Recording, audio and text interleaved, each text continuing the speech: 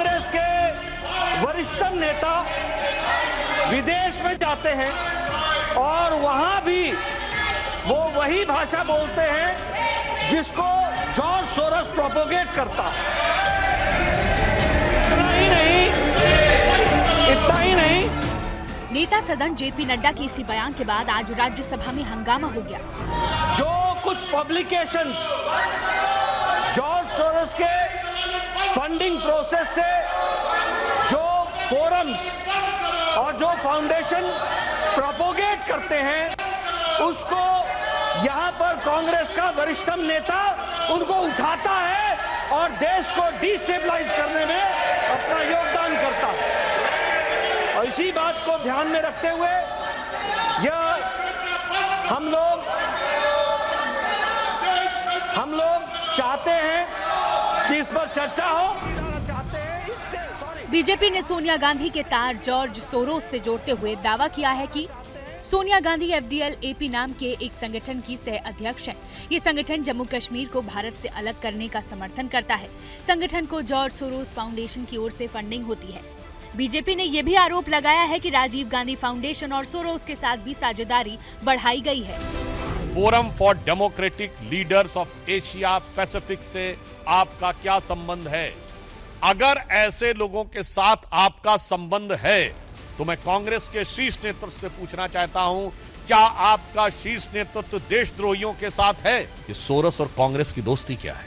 सोनिया जी जो सबसे वरिष्ठ नेता है उनके प्रति पूर्ण सम्मान के साथ पूछना चाहता हूं, उनकी भूमिका क्या है?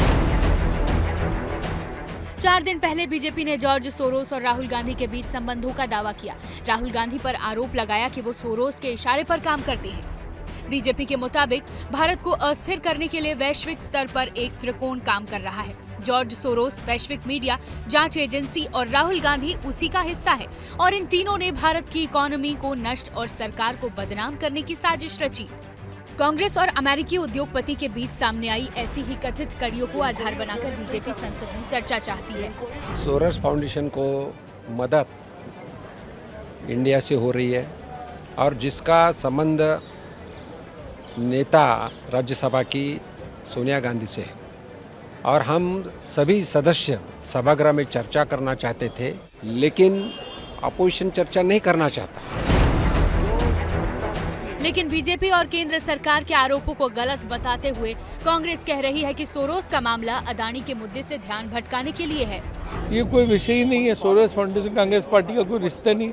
ये नई एक चीज बेवजह का एक अफवाह है। असली चीज जो चर्चा मांगी जा रही है पहले दिन से वो तो दी नहीं। फर्जी मामले पे सत्ता पक्ष सदन नहीं चलने दे रहा। हम पर आरोप लगाते हो सोरोस का, ये कोई मुद्दा है?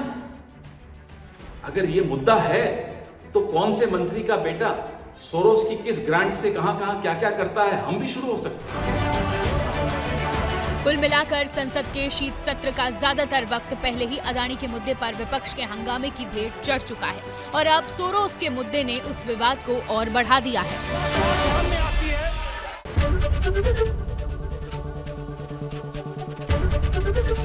ABP गंगा, खबर आपकी, जुबान आपकी।